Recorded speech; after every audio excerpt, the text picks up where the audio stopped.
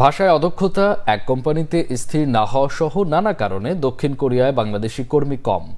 এ সংখ্যা বাড়াতে অভিবাসন সংশ্লিষ্টদের নজর দিতে বলছে দেশটির ইমিগ্রেন্ট সাপোর্ট সেন্টার। এদিকে দক্ষিণ কোরিয়ায় থাকা কর্মীরা বেতন সহ অন্যান্য সুযোগ সুবিধায় সন্তুষ্ট। দক্ষিণ কোরিয়া থেকে ফিরে ইমরুল কায়েসের রিপোর্ট। দক্ষিণ কোরিয়ায় বর্তমানে বাংলাদেশি অভিবাসী কর্মী প্রায় 33,000, যা অন্যান্য দেশের তুলনায় অনেক কম। এমনকি দক্ষিণ এশিয়ার দেশ নেপালের অভিবাসী যেখানে 10 জন, সেখানে বাংলাদেশি মাত্র 1 জন, অর্থাৎ 10:1। গেল বছর এমপ্লয়মেন্ট পারমিট সিস্টেম ইপিএস ব্যবস্থায় বাংলাদেশ থেকে 10,000 লোক নিতে চাইলেও বাংলাদেশ সে কোটা পূরণ করতে পারেনি। এ বিষয়ে কথা বলেন দেশটির ইমিগ্রেন্ট সাপোর্ট সেন্টারের পরিচালক। বাংলাদেশিরা বন্ধুত্বপূর্ণ ও সৎ, কিন্তু কোরিয়ায় বাংলাদেশিদের সংখ্যা কম, কারণ তারা কোরিয়ান ভাষায় দক্ষ না। কোরিয়ায় আসতে চাইলে বাংলাদেশি বন্ধুদের একটু পরিশ্রম করে ভাষায় দক্ষতা অর্জন করতে হবে। কোনো কোম্পানিতে আসলে দীর্ঘদিন সেখানে কাজ করতে হবে। হুট করে অন্য কোম্পানিতে যাওয়া যাবে না, তাহলে কোরিয়ায় বাংলাদেশিদের সুযোগ আরও বাড়বে।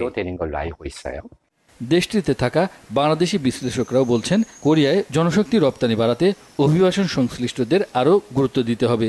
কোরিয়ান ভাষাটা জানা থাকে, পাশাপাশি যদি স্কিল বেস কোনো কিছু সে যদি জানে, সেক্ষেত্রে এখানে ন্যাশনালিজম ব্যবস্থা খুব সহজ এবং দীর্ঘমেয়াদী চিন্তা ভাবনা করতে পারে। এদিকে বেতন ভাতায় খুশি দক্ষিণ কোরিয়া থাকা ইপিএস কর্মীরা।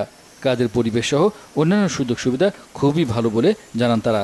বিমা সুবিধা, স্যালারি ফ্যাসিলিটি অন্যান্য দেশের তুলনায় মোটামুটি আলহামদুলিল্লাহ ভালো। বেতন এক একজনের 2 থেকে 2.5 লাখ এভাবে বেসিক স্যালারি আমরা পাই। পিএস এর মাধ্যমে কোরিয়াতে আসার যারা আমাদের জন্য সহজ বিধায় আমরা চুজ করে নিয়েছি। কোরিয়ার এমন একটা দেশ, আমাদের প্রত্যেক একটা বহন করা থাকে স্বাস্থ্য বীমা, যেটা যদি আমরা অসুস্থ হসপিটালে গেলে আমাদের অর্ধেক খরচ বীমা থেকে বহন করা হয়, আর অর্ধেক আমরা দিই। আপনার ডিউটি থাকলে মালিক পক্ষ আপনাকে খাবার দিতে বাধ্য, এবং আপনার থাকার বা বাসস্থানের ব্যবস্থা করতে বাধ্য, কারণ এটা কোরিয়া আইনে আছে। চলতি বছর ইপিএস ব্যবস্থায় বাংলাদেশ কোটা পূরণ করতে পারবে কিনা তা নিয়েও সংশয়ে সংশ্লিষ্টরা। নতুন নতুন শ্রম বাজার খুঁজছে বাংলাদেশ। এক্ষেত্রে দক্ষিণ কোরিয়া একটি ভালো গন্তব্য হতে পারে, তবে এর জন্য পরিকল্পনা যেমন নিতে হবে, তেমনই দক্ষ করে কর্মীদের পাঠাতে হবে।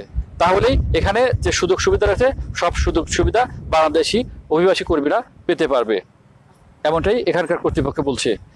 ইমরুল কায়েস, বাংলা ভিশন, ইয়ংইন, দক্ষিণ কোরিয়া।